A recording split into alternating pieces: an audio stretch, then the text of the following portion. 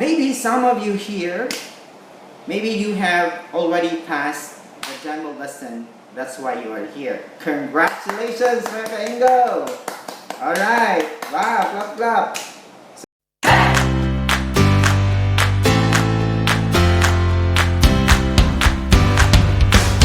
What's up, mga Engoo?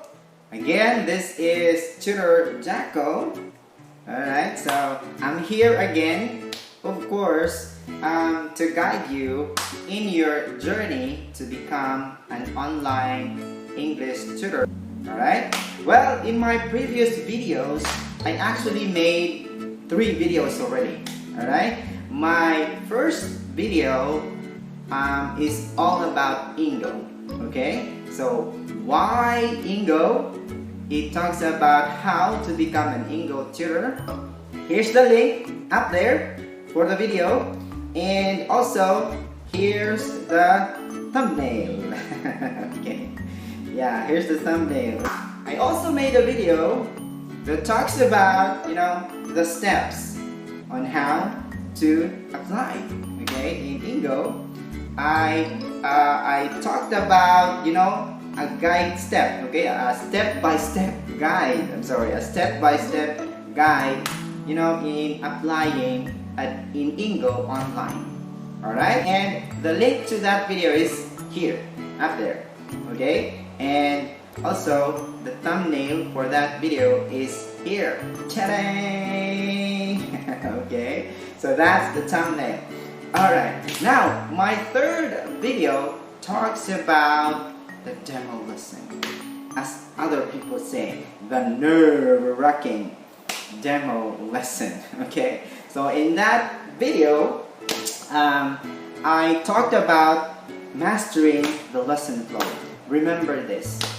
In order to pass the demo lesson, all you need to do is to master the lesson flow. For that video, the link is up there, yeah, and also the thumbnail is here. Okay, so that's the thumbnail. Okay, so grabe no, ang galing ko na gumawa ng thumbnail. Okay, well, in one of my next videos, I'm gonna also help you where you can make, thumbnails or video and graphic design, especially if you're a vlogger. Okay, it can also really help you in, in improving your skill in video and graphics editing. Okay, so I also have a tool. It's a separate video. Okay, watch out for that. Okay, so those are the videos that I made so far in guiding you in your journey to become an online English tutor here in Engoo. Okay, so that's the video. Now this time, this is my 4th installment, and in this video we will be talking about how to set up your tools before conducting a lesson. Alright, so maybe some of you here, maybe you have already passed the demo lesson. That's why you are here. Congratulations, mga Engoo! Alright, wow, clap, clap. So today I'm gonna also help you on how to set up the different tools. Okay, and I'm gonna walk you through. So I will have my screen share later on the helpful tools that I use, online helpful tools that I use before I conduct the class, because it's very important that before conducting the lesson, iset up mo lahat yung mga tools na kailangan mo. Especially if you're conducting the class, there are cases that the student will ask you questions. Okay, usually the student will only ask you questions like, oh, I don't know this word, this is new to me. I mean, word. This word is new to me. I don't understand this word. Can you explain what this word? Okay, so at some point it's really hard, okay, to explain. Especially in my case, I'm really having a hard time. It's my problem. I cannot really explain to the student well. Okay, because in this platform or in this education system, you really need to make, or you have to explain to the student as simple as possible, and I cannot really do that. So that's why I have tools to help me explain, okay, to help me answer the questions of the student. Okay, so later I will shift now to screen sharing. Nandito na tayo ngayon sa sa ating classroom. Okay, so yeah, in here, so the first tool that you are actually going to pull up, okay, first thing is you need to log in to the website. Okay, so here I have already logged in to the website. So actually you can, as you can see here, so this is your daily schedule. Okay, so dito mo makikita yung mga different schedules mo. Like for example, for today, so mayroong mga schedules dyan na makikita mo. Okay, like for example, if you plot a schedule for today, so makikita mo yung mga schedules mo.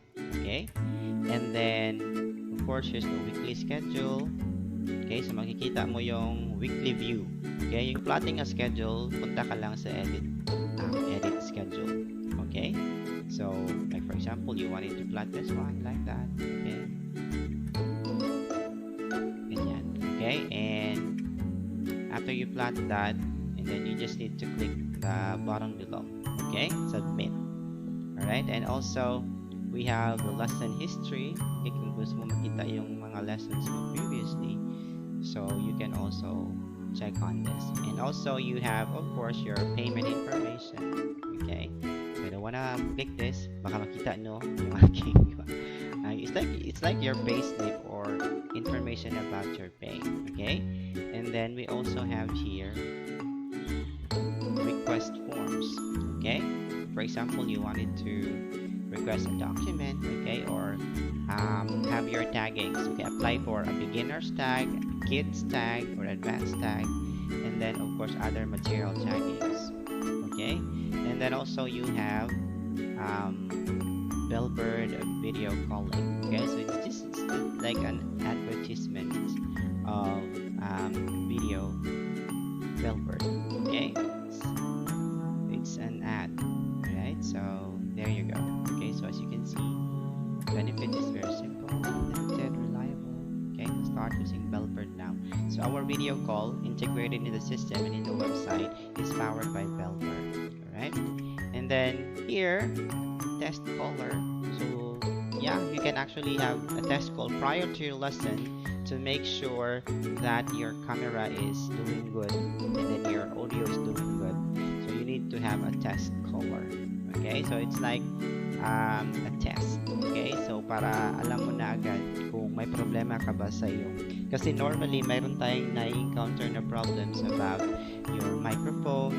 Okay, kasi hindi mo na set up na ganito yung gamitin mong microphone. Kasi mayroong mga webcam na may microphone ready na. And sa webcam ng microphone is wala siyang noise cancellation. So anong ingay na around you will be heard or will be captured by the microphone of the webcam. So very important that the mic that you have set up for your online class should be the mic for your headset. Okay, so when you do the test call, so you will be prompted to this one. Okay, so set up mo lang yung camera para mas makita mo, and then magpi-playback naman siya kung maganda yung result ng audio, yung microphone, and yung video mo. Okay, so that's a good thing about the test call, okay, prior to conducting the actual lesson. Okay, so this is now the tool that you can use. The first one, of course, you need to log into the portal. All right, now some helpful tools that can really help you, aside from this portal, sandita na lahat especially if may tanong yung estudyante.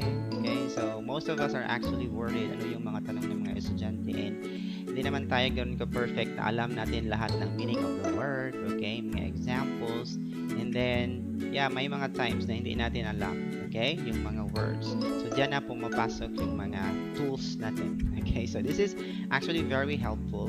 The first one actually is thesaurus.com. So it is actually partnered with Dictionarycom. Okay, so sineseparate ko talaga on the next tabs. Nire-ready ko na yung mga different tools that I am using para naman makapag-answer ako ng mga questions ng mga estudyante. For example, this one, synonyms. Okay, thesaurus.com, good for synonyms.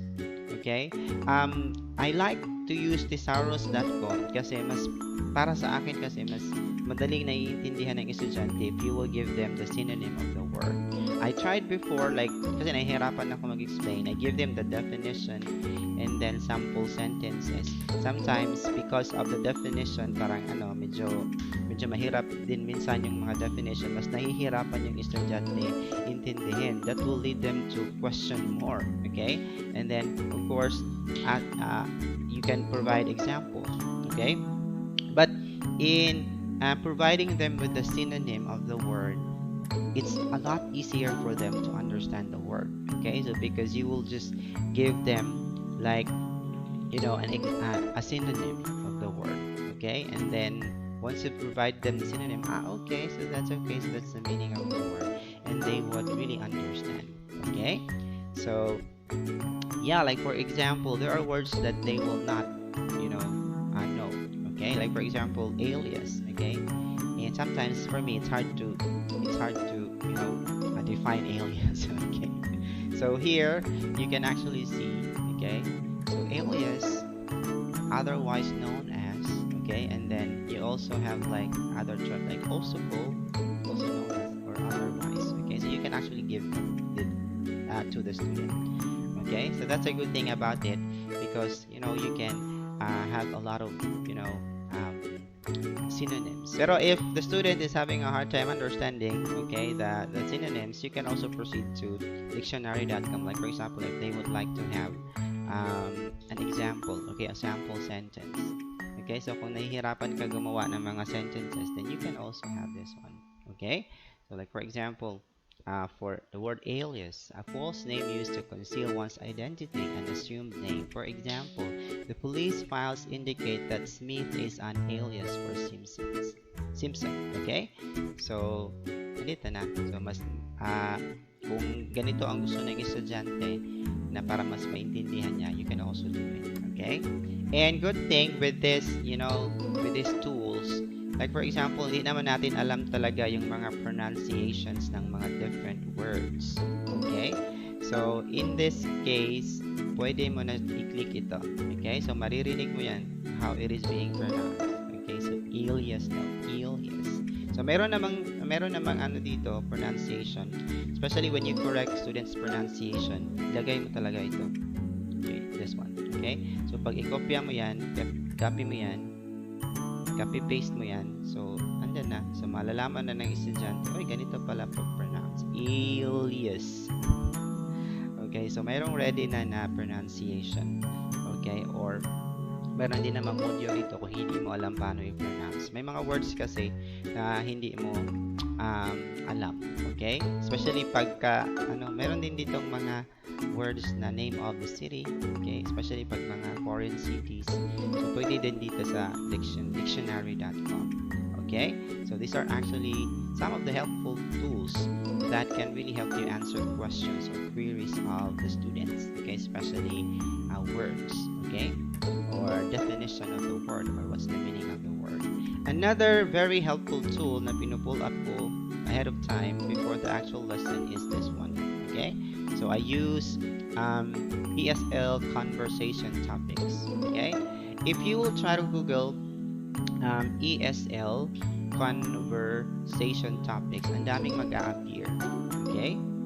So like for example, ito na yung aking ginagamit. Okay?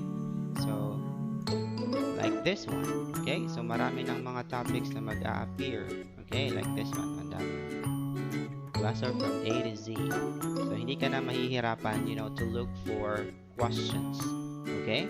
To look for questions in your free conversation. Alright? So this is very, very important kasi pag wala kang mga readily available na mga questions, sometimes mauubusan ka talaga ng bala. So this is very helpful for us. Okay?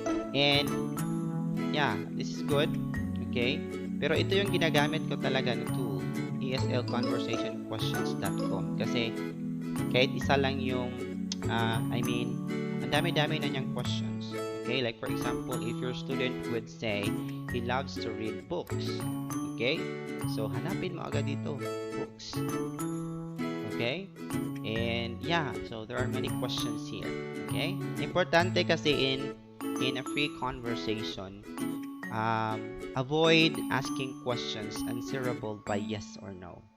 Okay, because the student will not talk more. So avoid using questions. There are cases hindi mo talaga maiwasan. You can ask question, pero avoid mo lang.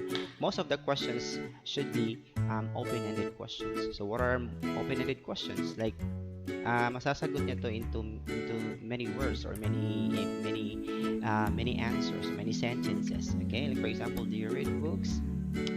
Well, of course, you will answer yes. Okay, but you need to do the follow-up question. So how often do you read books? Okay, so these are open-ended questions. Okay, and then yeah, so there are also a lot of questions here. Did your parents read to you when you were a child? Okay, so what are some of the advantages of books versus movies? Okay, so actually nandito na rin yung mga follow-up questions. Hindi mo na kailangan mag-isip. Okay, so ang dami-dami na niyang mga questions na you can actually have. Okay, so hindi ka na mauubusan ng bala dito. Okay, so yeah, ang dami-dami pang mga topics depending on the introduction, okay, of the student. Okay, pag wala naman kayong introduction with the students, if the students would like to skip a self-introduction, so wala kang basis ano yung hobbies and interest niya, so you can always ask, do you have like any topic in mind that you would like us to discuss today? If said yes, okay. If said yes, and then pag mayroon siya, for example, he wanted to talk about more on computers, okay? You can also click on this. Okay, so dami ng questions dyan. So, marami na kayong mapag-uusapan yan. It will last na, I think, for more than an hour pag ganito yung mga questions. Karami yung questions. Okay? So, dami-daming mga topics dyan. Okay? So, you can actually choose from kung ano yung tool na gusto mo. Ito, okay din ito. Marami din ito. Mas marami siyang topics. Okay? So, you can actually choose this one. This tier. So, ang dami-daming available. So, huwag ka matakot if you have free conversation. Kasi ang dami na mga readily available na mga ESL conversation topics. Alright? So, those are my helpful tools. Okay? And also, meron din akong pinipare even before pa ito. So, may mga readily available na rin ako ng mga message kasi gusto ko na within the span of 5 minutes break na finish ko na yung lesson notes. Kasi ayaw ko mag-lesson note after all the class na matapos kasi parang time consuming na nun. Okay? So, meron na akong mga readily available na mga scripting or message, like for example, for trial lesson, okay, how to introduce the company, and then my goodbye message if I have like for new students here, okay, and then also for regular students kasi iba yung regular, so marami ng mga messages, and then ganyan, so meron na akong mga nire-ready na and also in my importante talaga, best friend ko talaga si sticky notes. Okay. So, andito na si sticky notes. Okay? Bakit ba lumabas dito? Okay. Si sticky notes naman yun. Remove ko na lang dito yung ayan. So, especially for trial lesson, scripting. Okay? So, pwede mo ilagay sa sticky notes kasi yung sticky notes nag-a-appear siya kahit merong nag-view ka na isa sa mga tabs mo. Okay? So, yan ang kagandahan ng sticky notes. Alright. So, those are actually my helpful tools. Pumiyok pa. Okay, so I hope this is also very helpful to you. Okay, we also have like other tools in checking your grammar. Kasi ako problema ko yung grammar, hindi ko minsan mahina talaga ako sa grammar. So you can check grammarly.com. So you can also sign up and also install Grammarly because from time to time pag may na-type ka na sentences sa chat box, it will there is an instant correction, okay, of your grammar, especially if you're typing the lesson notes. So, malalaman mo if mayroong something wrong in the grammar. Okay, so, yeah. So, these are actually the tools that are useful for me, and I hope this one's helpful for you as well in conducting your lessons. So, importante na pull up mo na lahat yung tools mo bago ka mag-conduct ng lesson. Okay, para ready ka na, then hindi ka na mataranta. Okay, so again, that's it for today. If you are new to this channel, please click subscribe and also click the notification bell if you wanted to know more about videos that I make in the future, you will be notified. And please click like and also leave a comment on your questions about Engoo. I will answer you if you will ask questions, and also the things that you would like me to do or to make, videos that you would like me to make, okay, that can also really help you. All right, so I think that's it for today, mga Engoo. So bye for now, enjoy the rest of your day. Bye bye.